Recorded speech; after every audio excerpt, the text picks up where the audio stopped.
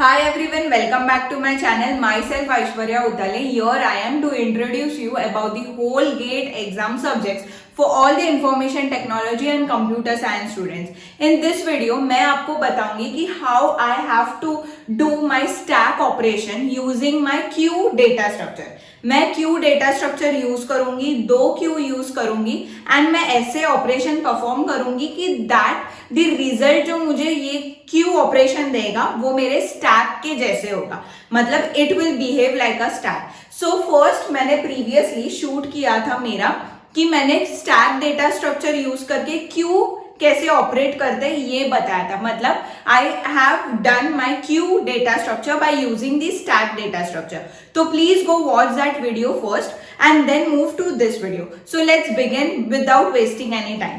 Okay, moving to the code section कि ये जो कोड है उससे मैं कैसे इंप्लीमेंट करूंगी कि दो मैंने Q डेटा स्ट्रक्चर लिया एंड मुझे स्टैक डेटा स्ट्रक्चर फॉर्म करना है. तो how I will do it. Okay, so first मैं पुश ऑपरेशन के 3 रूल बताऊंगी. अगर मेरा Q1 दैट इज मेरे पास 2 Q है, that is one is Q1 and Q2 and मैंने Q1 का पॉइंटर रखा है C1, मतलब it will denote me that कितने नंबर ऑफ एलिमेंट्स प्रेजेंट है मेरे Q में. It will denote C1. Okay, and मेरा सेकेंड पॉइंटर है C2 which belongs to Q2 and ये C2 है वो डिनोट करेगा कि कितने नंबर ऑफ एलिमेंट्स है मेरे Q2 में, मतलब मुझे समझेगा कि कितने एलिमेंट्स है दोनों Q में, इसलिए मैंने 2 पॉइंटर्स भी एलोकेट किए. ओके, सो ये जो पुश ऑपरेशन है तो मैं ये पुश में 3 रूल्स है. दैट इज अगर मेरा Q1 एंड Q2 दोनों एम्प्टी है तो मैं इंसर्ट करूंगी मेरा एलिमेंट Q1 में. ओके, अगर मेरा Q1 is empty and Q2 is filled तो मैं इंसर्ट करूंगी एलिमेंट इन Q2. अगर मेरा Q2 एम्प्टी है और Q1 में एलिमेंट प्रेजेंट है तो मैं इंसर्ट करूंगी Q1 एलिमेंट में. Okay, so what is the push से कि इफ मेरा Q2 एम्प्टी नहीं है तो मैं इंसर्ट करूंगी Q2 में और मैं C2 मतलब जो पॉइंटर है वो इंक्रीमेंट करूंगी बाय 1. ओके, बट अगर मेरा Q2 दैट इज जो मेरा Q2 एम्प्टी है तो ये फॉल्स होगा और मैं एल्स पार्ट में आऊंगी एंड देन क्या होगा, इंसर्ट करूंगी मैं एलिमेंट Q1 में और C1 को इंक्रीमेंट करूंगी. Okay, this is C1. Okay, this is C1 को मैं इंक्रीमेंट करूंगी. So understood the insertion part. That is अगर मेरा Q1 एंड Q2 दोनों खाली है तो मैं Q1 में इंसर्ट करूंगी. अगर मेरा Q2 खाली नहीं है एंड Q1 खाली है तो मैं Q2 में इंसर्ट करूंगी. अगर मेरा Q1 खाली नहीं है एंड Q2 खाली है तो मैं Q1 में इंसर्ट करूंगी. Understood. The push operation is very very easy. Now moving to the pop. ये थोड़ा कॉम्प्लिकेटेड लग रहा है बट बेसिकली ये कॉम्प्लिकेटेड नहीं है. ओके, जैसे I will explain this by taking the example. So while implementing the stack data structure using 2Q, तो क्या है मेरा, अगेन ये मेरा stack data structure होता है और ये मेरा Q data structure होता है. In Q data structure we have 2 pointers, that is first is the front and the other is the rear. Okay, from the front end we delete the element and from the rear we insert the element. मतलब यहाँ 2 pointers use किए जाते हैं but in the stack data structure there is only one opening, that is from the top. बराबर, जो मेरा last element आता है वो मैं टॉप से निकाल देती हूँ एंड जो मेरे फर्स्ट एलिमेंट रहता है वो हमेशा नीचे रहता है. बट यहाँ जैसे ही मेरा एलिमेंट आएगा रेयर में मैं डिलीट कैसे करूंगी, जो मेरा फर्स्ट आया वो मैं डिलीट करूंगी और जो लास्ट आया वो नहीं डिलीट करूंगी. That is this behave in the last in first out वाला theorem and this is the first in first out wala operation. Okay, so if I have to implement it the stack data structure by using this Q data structure, then how I will do. Okay, तो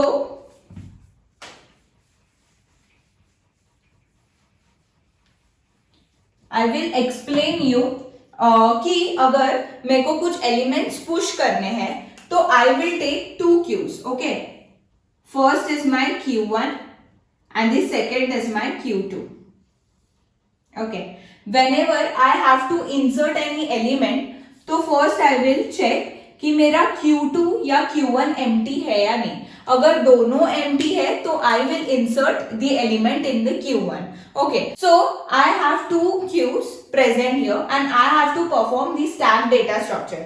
Okay, so मेरे को elements दिए होंगे जैसे कि I have to insert I5, then is my delete operation, then I have to insert, that is pop operation, then I have to insert, then again pop operation, then I have to insert 10, 11 and pop operation. Okay, so I have to perform this. Okay, so if I have to perform this operation, so what I will do, first is my insertion part, I will insert 2. Now my rear and front are at the same point. Now I will insert 3, then my rear will move forward. Okay, then I will insert 5, my rear will move forward and then I have to do the pop operation. Okay, तो मैं pop कहाँ से करूंगी, front से करूंगी, तो pop करूंगी और मैं ये 2 insert करूंगी मेरे Q1 में. Okay, so मेरा rear और front एक साथ है. Now again I will move forward जब तक मेरे को मेरा last element नहीं मिलता of Q1 तब तक. Okay, so मैं front आगे बढ़ाऊंगी, then I will delete this and मैं 3 मेरे Q2 में लिख दूंगी. Understood? Now मेरा front आगे बढ़ेगा क्योंकि मैंने 3 को delete किया है. Now front and rear एक ही आया और एक ही element present है, तो I will pop this and I will print it. Understood? Now again if I have to insert 7, तो I will insert the 7 here. Then if I have to insert, then I have to pop. So मैं क्या करूंगी, again मेरा rear आगे जाएगा 7 को, then मैं pop करूंगी 2 को and 2 को मैं insert करूंगी Q1 में. Okay, then my front will move forward, then again I will pop 3 and I will insert it. बराबर. Then again my front will move forward and जब भी मेरा front और rear एक साथ आएगा और मेरे पास एक ही element बचा है Q2 में, तो I will pop it and I will print it. Understood? Then I have to paste 10 and then I have to paste 11. Okay, तो मैंने ये दो पेस्ट किया. नाउ ये मेरा फ्रंट था, ये मेरा रेयर था. बराबर. तो मैं डिलीट करूंगी 2 को, मैं इंसर्ट करूंगी, मेरा फ्रंट आगे बढ़ेगा. मैं डिलीट करूंगी 3 को, मैं इंसर्ट करूंगी यहाँ, मेरा अगेन फ्रंट आगे बढ़ेगा. मैं 10 को डिलीट करूंगी, इंसर्ट करूंगी. नाउ ये मेरा फ्रंट और रेयर एक साथ आया. मैं 11 को पॉप करूंगी and I will right. So this is my output. But कैसे समझा? ओके, ये जो मैंने सिखाया है वो कैसे हुआ? ओके, जब भी मैं पुश करती हूँ any element, I have to push into my queue, तो मैं क्या करती हूँ, फर्स्ट आई विल चेक कि मेरे दोनों क्यू एम्प्टी है कि नहीं. At the start what was the equation, that is मेरा Q1 and Q2 was empty. बराबर. जब भी मैंने देखा कि मेरा दोनों एम्प्टी है, तभी मैंने Q1 में पेस्ट करना स्टार्ट किया. बराबर. जब भी डिलीट ऑपरेशन आया तभी मैं Q1 के एलिमेंट Q2 में पेस्ट किया और जो मेरा लास्ट एलिमेंट बचा था Q1 में वो मैंने डिलीट कर दिया. बराबर.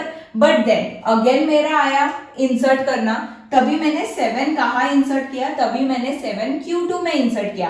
That is I first looked that कि मेरा Q1 भरा हुआ है, अगर नहीं भरा है तो मैं Q2 में गई एंड देन इंसर्ट किया. That means there are 3 condition which I have to follow while using this push operation. That is first, if मेरा Q1 and Q2 both are empty, then I will insert the element in the Q1. If my Q1 is empty and Q2 is not empty, then I will insert the element in Q2. But if my Q2 is empty and Q1 is not empty, then I will insert the element in Q1. Understood? While using the pop operation, जब भी मैंने 3 elements insert किए थे 2, 3, 5. बराबर. मैंने front से delete करना start किया, मैंने फ्रंट से डिलीट किया एंड वो मैंने पेस्ट किया मेरे Q2 में. कब तक मैंने मेरा फ्रंट से डिलीट किया, फ्रॉम Q1, जब तक मुझे Q1 का लास्ट एलिमेंट नहीं मिला। जब भी मुझे वो लास्ट एलिमेंट मिला, मैंने वो पॉप किया, निकाला और मैंने स्टैक में आउटपुट जैसे दे दिया। अंडरस्टूड द प्रोसेस कि कैसे मैंने इंसर्शन किया एंड कैसे मैंने डिलीशन किया, मतलब कैसे मैंने पुश ऑपरेशन यूज किया एंड कैसे मैंने पॉप ऑपरेशन यूज किया। सो वी विल मूव कि कितने मिनिमम या मैक्सिमम पुश एंड पॉप, या that is the push and pop operation will occur. Okay, so minimum push and minimum pop operation कितना होगा? जब भी आई विल एज्यूम दैट मेरा n is equal to push operation होगा, मतलब जितने numbers of push operation होंगे, insert operation होंगे मेरे इंस्ट्रक्शन पर, वो मैं डिनोट करूंगी n से, एंड मैं m is equal to pop operation, जितने मेरे पॉप ऑपरेशन होंगे वो मेरे m में आएंगे। Okay, and you have to keep in your mind that n must be always greater and equal to m, मतलब मेरा इंसर्शन का जो पार्ट होगा वो हमेशा ज्यादा होगा डिलीशन से। Now moving to the minimum push and minimum pop. So I will take the example of minimum push and minimum pop, that is I1, then is pop, I2, then is pop, I3, then is pop, I4 and I5. Okay, बराबर।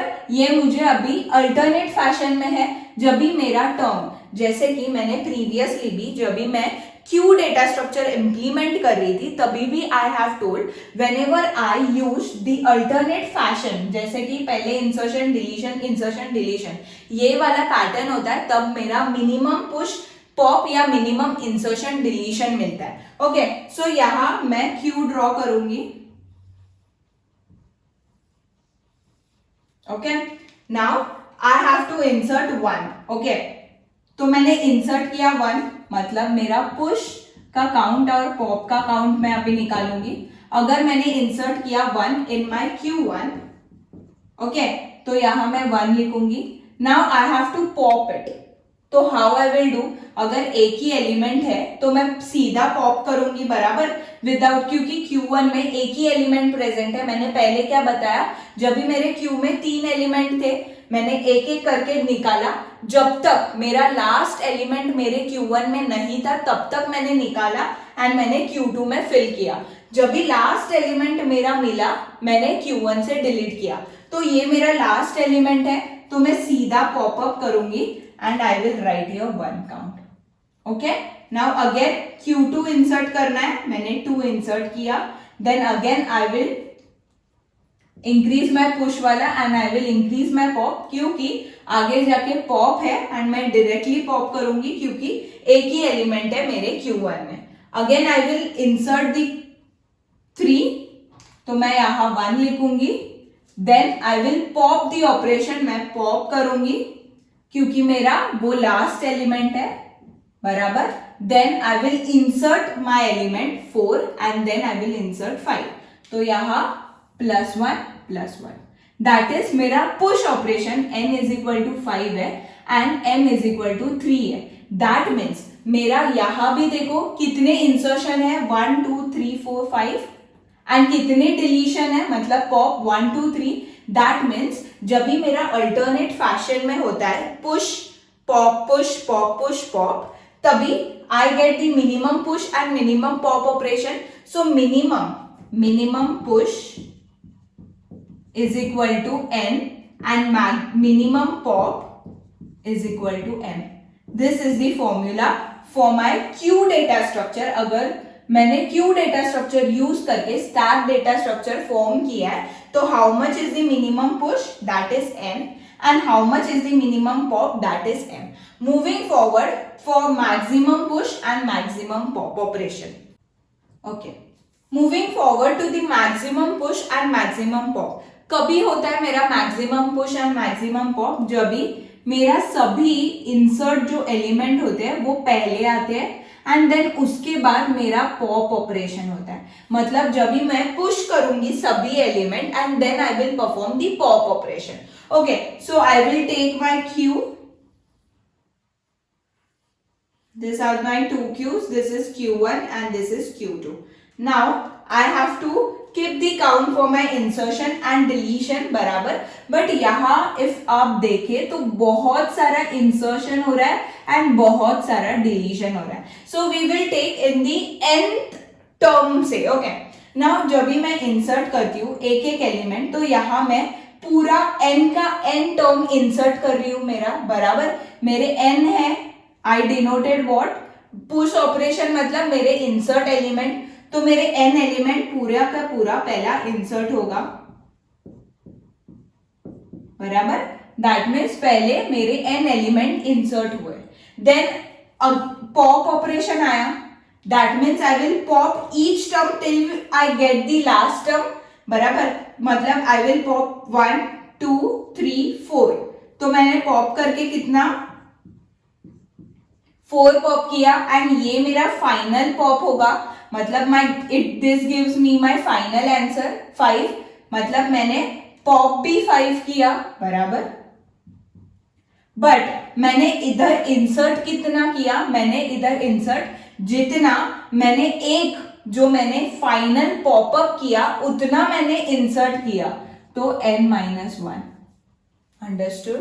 मैंने इधर insert कितना किया, फिर से जितना मेरा 5, जब तक मेरा लास्ट टर्म मिल रहा नहीं था. That is my final answer. जब तक that is 1 is my final answer. एक ही एलिमेंट मेरा फाइनल आंसर होगा. जब तक मेरे को मेरा फाइनल आंसर मिला नहीं तब तक I inserted the element. Okay, now again मेरे को अभी पॉप करना है. तो अगेन मैं ये पूरा का पूरा ब्लॉक यहां इंसर्ट करूंगी. मतलब 1 2 एंड 3 इंसर्ट करूंगी यहां बराबर. डिलीट करके इंसर्ट करूंगी. बट यहां इधर कितना मैं पॉप करूंगी, मैं कितना पॉप करूंगी, दैट इज n-1. बिकॉज यहाँ का एक टर्म तो गया था और यहाँ भी एक टर्म जाएगा बराबर. तो ये मेरा n-1 टर्म मैंने इंसर्ट किया और यहाँ मैंने कितना इंसर्ट किया n-2, क्योंकि यहाँ एक एलिमेंट और जाएगा बराबर. दैट मीन्स मेरा ये जो इंसर्शन एंड डिलीशन पार्ट है ये मेरा n-m तक चलेगा. मतलब मेरे एक एक एलिमेंट जब तक कट होंगे तब तक ये चलेगा. और ये इससे और एक टर्म नीचे दैट इज n-m-1 तक चलेगा. मतलब ये हमेशा एक कम होगा और ये हमेशा n-m तक चलेगा और ये हमेशा n-m-1 तक चलेगा. अंडरस्टूड. मतलब this will be this format. Okay, मतलब आपको ये समझा बेसिक. जब भी मेरे को n टर्म्स दिए मैं पूरे के पूरे इंसर्ट किया. देन आई विल, जब भी डिलीट ऑपरेशन आएगा तभी मैं एक लास्ट का एलिमेंट छोड़ूंगी. बट जो मेरे n-1 है वो पूरा का पूरा डिलीट करके इंसर्ट करूंगी. इसलिए ये और ये आया मेरा बराबर. Then I have to delete again. तो मैं n-1 से फिर से n-2 एलिमेंट इंसर्ट करूंगी. इसलिए ये आया. मतलब यहाँ जितने एलिमेंट्स में एक एक करके कैंसिल करती हूँ उतना मैं इंसर्ट करूंगी. और मैं डिलीट कब तक करूंगी, जब तक मेरा n-m-1 तक मैं इंसर्ट करूंगी. That means how I will evaluate this problem, that is maximum push operation is equal to summation of, that is summation of I is equal to 1 to n और यहाँ I minus summation of ये जो term है -1 आएगा because j is equal to 1 to n minus m minus 1 which gives me n is equal to n plus 1 upon 2 and this gives me minus n minus m minus 1 upon 2. This is my final evaluation of maximum push operation. Okay, now what is the maximum pop operation? What you get, that is summation of what I get from the pop operation. Summation of I is equal to 1 to n and I minus j is equal to 1 to n minus m. Okay, so ये क्या मुझे देगा, that is n is equal to n plus 1 upon 2 minus n minus m और n minus m plus 1 upon 2. Understood? This is my evaluation of my